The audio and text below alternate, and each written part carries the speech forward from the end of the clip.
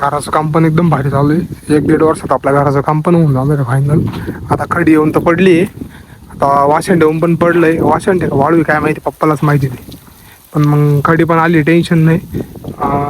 गज वगैरे सर्व दिलंय. आता मशीन पण आलंय. बरं ठीक आहे, चला सगळं झालंय फायनल. काय रे? आपलं लिंबाचं झाड नाही का? हे आपलं लिंबाचं झाड. बोल. ये तिथे माकड आहे. काय माकड? माकड? हा दादा. काय बोलतो? चला बरं, आपल्या मळ्यामध्ये माकड आलं. हा. वाव, कुठे रे माऊली माकड? कुठं? अरे गेलं. चल बरं, कुठं दाखव.